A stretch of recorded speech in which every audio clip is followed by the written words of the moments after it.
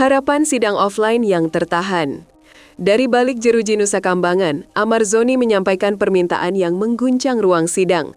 Bukan soal pembelaan, bukan soal keadilan, tetapi soal hak dasar untuk bicara dengan pengacara.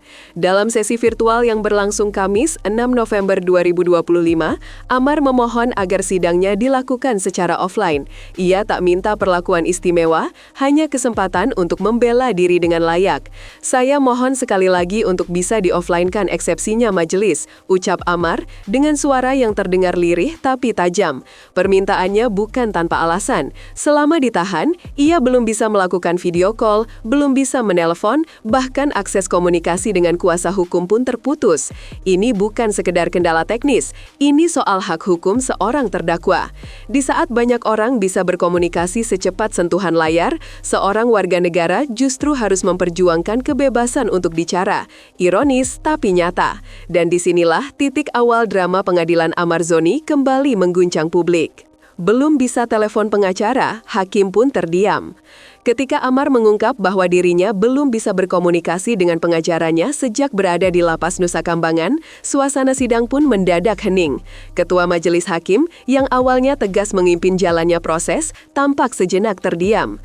Jadi, selama ini belum bisa saudara berhubungan video call atau telepon? Tanyanya. Belum, jawab Amar, pendek tapi dalam. Dalam dunia peradilan, komunikasi antara terdakwa dan pengacara adalah fondasi. Jika itu saja tidak terpenuhi, bagaimana bisa seseorang menyusun pembelaan? Disinilah banyak pihak mulai bertanya-tanya, apakah ini bentuk pembatasan atau hanya kelalaian administratif? Tak sedikit publik yang mulai berspekulasi bahwa ada yang tak ingin Amar menyampaikan sesuatu secara utuh. Permintaan Amar bukan tanpa dasar hukum. Hak untuk berkomunikasi dengan penasehat hukum adalah bagian dari proses peradilan yang adil. Tapi jika jalur komunikasi pun dibungkam, apa yang sebenarnya sedang terjadi di balik layar penjara? Amar ajukan permintaan mengejutkan. Di tengah keterbatasan komunikasi dan tekanan psikologis, Amar Zoni menyampaikan permintaan yang mengejutkan. Ia ingin dipindahkan dari Lapas Nusa Kambangan ke Lapas Cipinang atau Salemba. Permintaan itu bukan tanpa alasan. Nusa Kambangan dikenal sebagai penjara dengan pengamanan super ketat, diperuntukkan bagi narapidana kelas berat. Sementara Amar hingga saat ini masih berstatus terdakwa. Ia belum divonis bersalah secara hukum, namun perlakuan yang diterimanya bak napi kelas kakap. Permintaan pindah ini memunculkan spekulasi. Apakah Amar merasa dikucilkan? Apakah ada tekanan lain yang tak terungkap di publik? Kuasa hukumnya pun mendukung langkah ini, meminta agar majelis hakim mengeluarkan penetapan resmi untuk persidangan offline serta perubahan lokasi tahanan. Di luar ruang sidang, netizen mulai menduga apakah Nusa Kambangan sengaja dipilih untuk mengisolasi Amar dari dunia luar. Narasi ini belum terbukti, tapi kegelisahan semakin nyata, terutama saat seorang terdakwa merasa tidak bisa memperjuangkan hak dasarnya di tengah sistem hukum sendiri. Camelia bongkar fakta mengejutkan, 1 jam udara segar, selebihnya di borgol.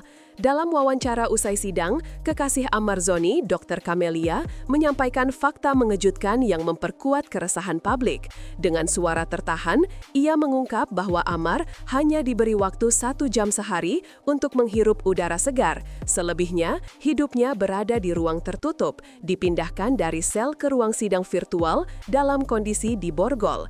Bisa dengar sendiri tadi Bang Amar bilang, kalau kemana-mana itu ditutup di borgol, ujarnya.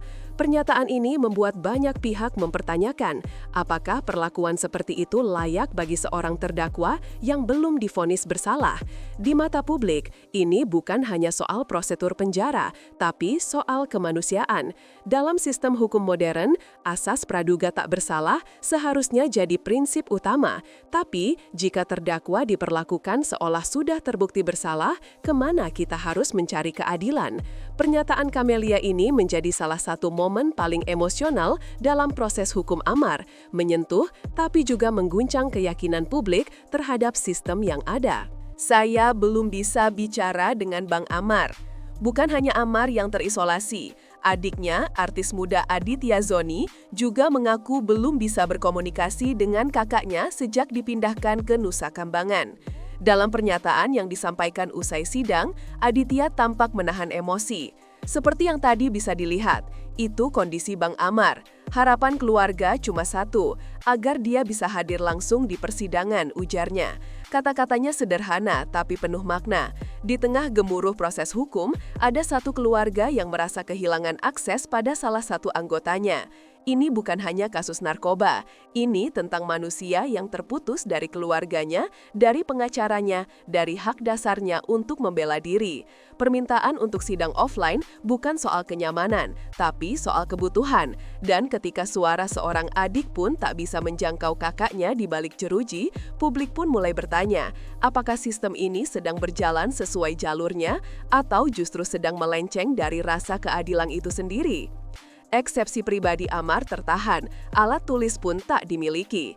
Ketika Amar menyampaikan bahwa dirinya tak bisa menyusun eksepsi pribadi karena keterbatasan alat tulis, ruang sidang pun mendadak terasa sesak. Dalam era digital, di mana semua orang bisa mengetik di ponsel dalam hitungan detik, seorang terdakwa justru tak memiliki pulpen dan kertas untuk membela diri.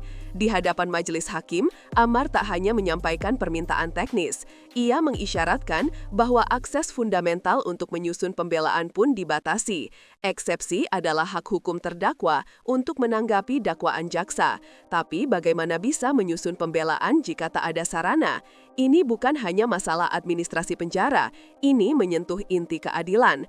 Hakim pun akhirnya memutuskan memberi waktu 1 minggu untuk menyusun eksepsi. Tapi pertanyaannya, dalam kondisi terbatas, bisakah waktu itu dimanfaatkan maksimal atau justru menjadi jalan buntu lain dalam perjuangan hukum seorang mantan publik figur yang kini terasing dalam sistem yang rumit? Majelis hakim belum putuskan sidang offline Amar Zoni, tapi jawaban yang diberikan belum final. Nanti kami akan ambil sikap setelah putusan sela, ucap hakim. Bagi Amar, ini berarti ketidakpastian kembali berlanjut. Harapan untuk dihadirkan langsung di ruang sidang kini tergantung pada momen berikutnya yang belum pasti. Namun, publik mulai resah. Kenapa keputusan seperti ini harus ditunda? Bukankah urgensinya jelas? Terdakwa kesulitan membela diri secara maksimal dalam sistem sidang daring yang terbatas, apalagi jika benar aksesnya terhadap pengacara, keluarga, dan alat tulis sangat minim. Keputusan untuk menunda kepastian ini justru membuka ruang spekulasi baru. Ada yang menilai sistem ini sedang mengulur waktu, ada pula yang mencurigai bahwa sidang daring dipertahankan agar Amar tetap terkontrol. Apapun faktanya, yang jelas ketidakpastian semakin memperpanjang deretan teka-teki dalam kasus hukum ini. Jaksa diminta jangan batasi komunikasi Amar dengan pengacaranya. Melihat situasi yang tak ideal, hakim akhirnya menginstruksikan langsung kepada pihak Jaksa Penuntut Umum (JPU) untuk tidak membatasi komunikasi antara Amar dan tim kuasa hukumnya. Mohon penuntut umum sampaikan ke pihak lapas agar tidak membatasi akses, ujar hakim. Kalimat itu sederhana, namun maknanya dalam. Instruksi tersebut seolah menegaskan bahwa selama ini ada hambatan yang tidak seharusnya terjadi. Jaksa dituntut untuk bersikap netral dan tidak menjadi penghalang jalannya pembelaan. Namun jika terdakwa tidak bisa berdiskusi dengan pengacara, bagaimana mungkin sistem peradilan dapat disebut adil? Publik pun mulai bertanya, apakah ini hanya kelalaian birokrasi atau ada hal lain yang disembunyikan? Di luar sana, tagar hashtag keadilan untuk Amar mulai bermunculan di media sosial. Banyak yang mendesak agar proses hukum ini tidak hanya prosedural, tapi juga mempertimbangkan sisi kemanusiaan. Karena keadilan seharusnya tidak berhenti di meja sidang, tapi hadir sampai ke ruang tahanan. Eksepsi ditunda, sidang lanjut minggu depan. Dengan wajah serius, hakim akhirnya menegaskan bahwa sidang eksepsi ditunda 1 minggu. 1 minggu itu, siap nggak siap, kita lanjut, ucapnya kepada seluruh terdakwa termasuk Amar. Kalimat ini menunjukkan batas kesabaran majelis, namun juga mengundang empati. Karena bagaimana mungkin terdakwa bisa siap dalam waktu seminggu jika alat tulis pun tak dimiliki dan komunikasi dengan pengacara nyaris tak ada. Di sisi lain, publik pun dihadapkan pada dilema. Di satu pihak, proses hukum harus berjalan, tapi di pihak lain, hak terdakwa untuk membela diri juga harus dihormati. Penundaan ini seolah menjadi peringatan terakhir. Jika dalam 1 minggu tak ada eksepsi pribadi yang disusun, sidang akan berlanjut ke babak berikutnya tanpa suara pribadi Amar. Ini bukan hanya soal hukum, ini pertarungan antara waktu dan keterbatasan. Apakah seminggu cukup untuk bersuara di tengah belenggu prosedur? Akankah Amar dibungkam? Sidang ini bukan sekadar kasus biasa. Akhir dari drama sidang pekan ini menyisakan satu pertanyaan besar. Apakah Amar Zoni sedang dibungkam secara perlahan? Dari masalah alat tulis, akses komunikasi, hingga pembatasan hadir secara fisik, semuanya menyiratkan keterbatasan yang tak wajar. Amar bukan narapidana yang telah divonis bersalah. Ia masih menjalani proses hukum sebagai terdakwa, yang secara prinsip harus dijamin haknya untuk membela diri secara penuh. Tapi apa yang publik lihat justru sebaliknya. Ada batasan di semua lini. Dari balik jeruji Nusa Kambangan, suara Amar mungkin tak bisa terdengar lantang, tapi dari luar, gelombang dukungan terus mengalir. Adik, kekasih, hingga netizen mulai bersatu dalam pertanyaan yang sama. Apakah hukum di negeri ini benar-benar adil? Sidang belum selesai, tapi tekanan sudah terasa dari segala arah.